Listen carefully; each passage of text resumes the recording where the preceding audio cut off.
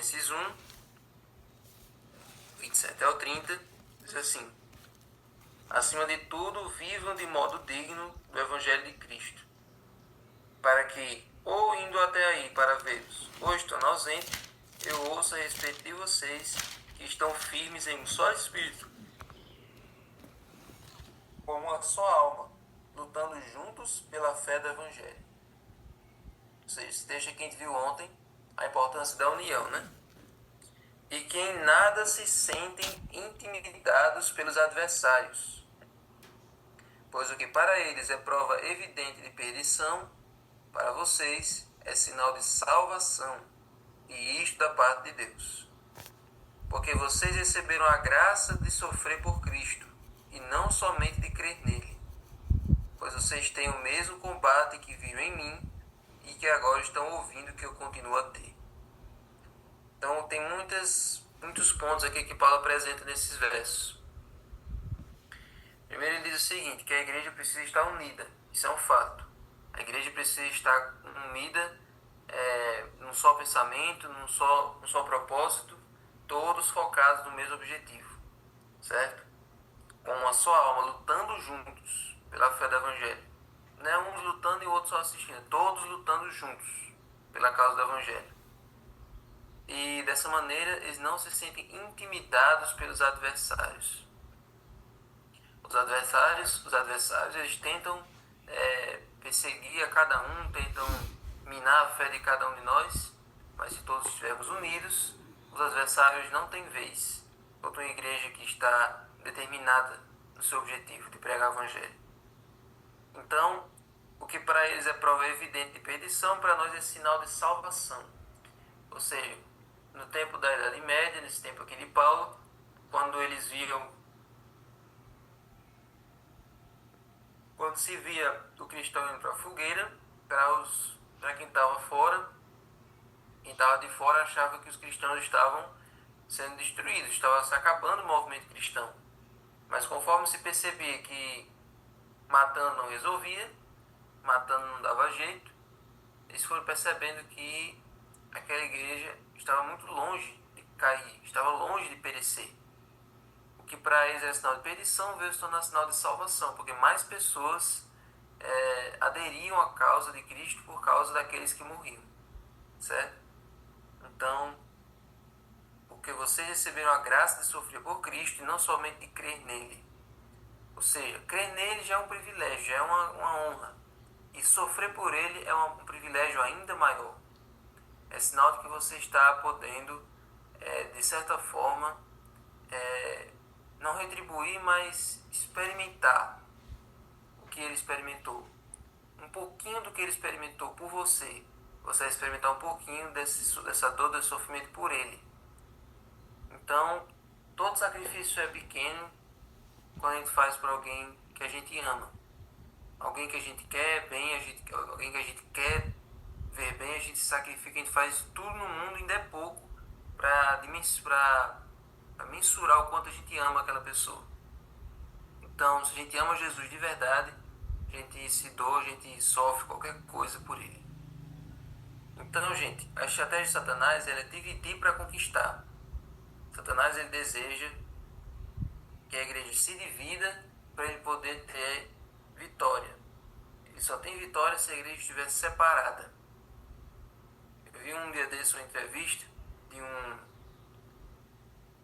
de um cara que ele foi num safari e ele não tinha dinheiro para ir no safari de buggy, né, de carro. Ele foi a pé.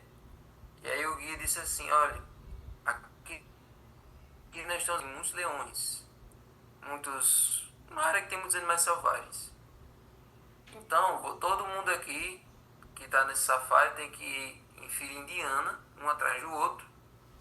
E em nenhum momento vocês devem sair da fila. Se vocês forem sair da fila, vocês têm que me avisar para eu analisar se o lugar é seguro para vocês irem no mato, fazer as necessidades, né? Mas vocês têm que permanecer na fila o máximo que vocês puderem. Porque se um leão ver você lá de longe, se vocês estiverem numa fila, eles vão achar que você é uma manada e ele vai ter mais receio de avançar. Porque ele olha assim, todo mundo assim numa linha só, todo mundo junto, Aí ele pensa que, como estamos numa manada, se ele vier atacar um de nós, os outros vão defender. Agora, se você se separar da filha indiana, ele vai achar que você é um desgarrado, que os outros não estão nem aí para você, e você também não está nem aí com os outros, você quer andar sozinho, o leão vai vir e vai atacar você. Então isso é uma lição muito interessante que pode aplicar para a igreja. Então, se a gente estiver desgarrado, se a gente estiver solitário, se a gente estiver fora do bando, fora da manada, é mais fácil a gente cair nas garras de Satanás. E se a gente estiver desconectado com Deus, é claro. Mas a união faz a força, como diz o ditado. Então, uma igreja separada, ela é mais fácil de ser destruída. É mais fácil dessa igreja falir. A desunião é mortal. E Jesus disse assim: se uma casa estiver dividida contra si mesma, tal casa não poderá subsistir. Então, não tem como uma igreja faccionada, uma igreja de cada um defende seus próprios interesses, não pensa no outro, não tem como essa igreja continuar. Uma igreja unida é uma igreja que está comprometida em cumprir aquele seu papel profético. Se todo adventista tem que saber que a igreja que ele está não é mais uma igreja evangélica. As pessoas, tem muitos membros da igreja que acham que fulano de tal aceitou Jesus na Assembleia, fulano de tal aceitou Jesus na Presbiteriana, e eu aceitei aqui na Adventista. O importante é aceitar em qualquer lugar. Não é. Você não comemore quando alguém aceitar Jesus em outra igreja. Porque essa igreja aqui é a única igreja que detém toda a verdade. Certo? E essa igreja, ela tem um papel profético. Ela nasceu de um movimento profético de 1844 e que depois se tornou uma igreja oficializada em 1863. Então, essa igreja, quando ela está unida, ela cumpre o papel profético do remanescente da profecia bíblica lá de Apocalipse 12, 17. Aqueles que guardam os mandamentos de Deus e têm o testemunho de Jesus. Então, a unidade é essencial para cumprir a missão de proclamar essa mensagem. Então, se estivermos desunidos, não tem como proclamar essas 3 mensagens. Então, Jesus destacou isso lá em João 17, na oração sacerdotal, que a coisa mais importante para manter a unidade é a palavra de Deus. Santifica-os na palavra, ou santifica-os na verdade, porque a tua palavra é a verdade. Então, o elo que faz a igreja ser unida é a palavra. Por isso que tem a música Unidos pela Palavra. Então, a mensagem ela não pode ser separada da missão e nem da unidade. Essas 3 coisas têm que andar juntas. Não adianta uma igreja unida se não for para pregar o evangelho. As pessoas podem se unir por várias causas. Tem pessoas que se unem pela causa dos animais de rua, tem pessoas que se unem pela causa dos moradores de rua, tem gente que se une pela causa da natureza, defesa do meio ambiente, tem gente que se une para defender as minorias, né, as causas sociais. Uma igreja, as pessoas podem até se unir, mas pelo motivo errado. Tem igrejas que se unem apenas quando é passeio. Tem igrejas que se unem apenas quando é algum evento, quando é alguma promoção, quando é algum evento para comemorar na igreja. Enfim, mas não se unem para proclamar a mensagem.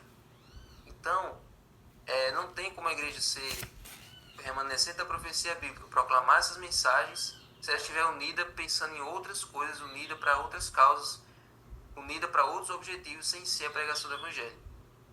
Então, se uma dessas chaves estiver ausente, não há como obtermos sucesso.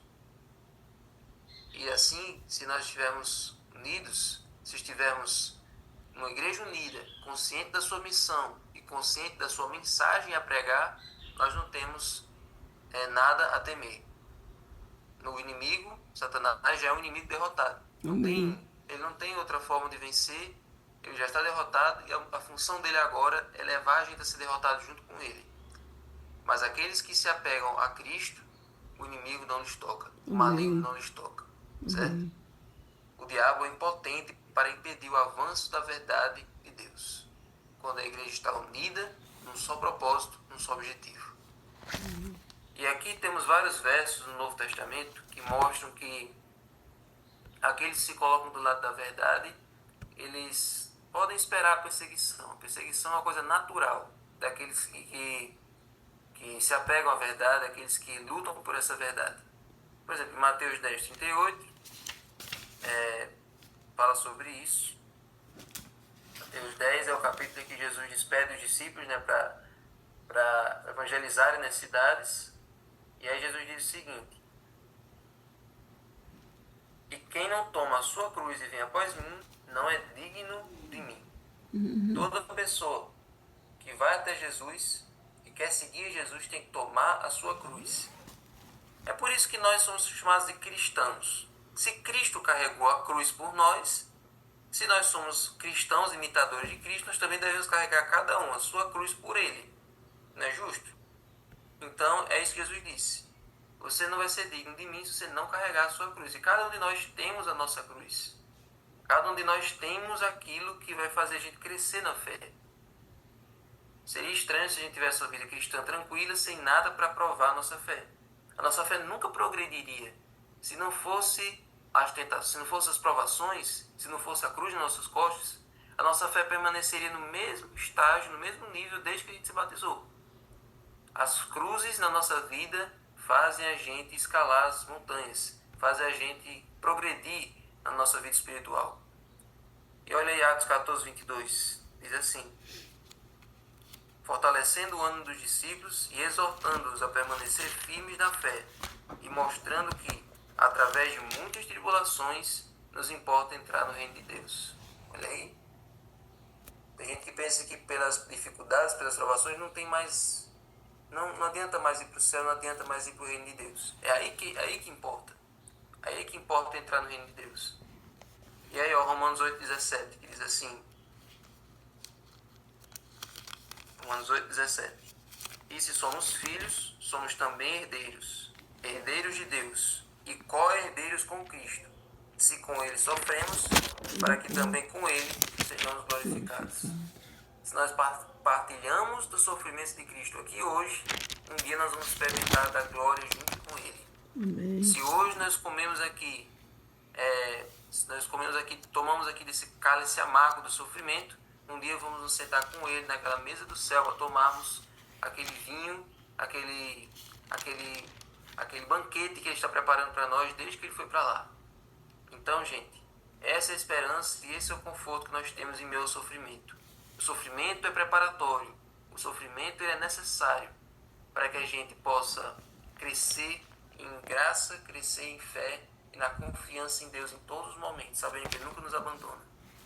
Permaneçamos unidos, permaneçamos com o mesmo ideal, até o dia em que Ele tirar essa coroa de sofrimento que nós experimentamos hoje e nos der uma coroa de glória. Amém? Amém. Senhor Deus, muito obrigado, Senhor, pela lição de hoje. Muito obrigado pelo aprendizado que tivemos aqui em Tua Palavra. Sim, Deus. E agora, Senhor, abençoa essas pessoas que estão entrando ainda no Zoom. Por favor, Senhor, que elas não desistam, que elas mantenham esse elo, que é essa reunião virtual, porque essa reunião aqui, Senhor, aproximou a igreja de longe, intensificou as relações entre as igrejas de perto, e aqui, Senhor, nós nos mantemos sintonizados uns com os outros. E isso é muito importante, Senhor, porque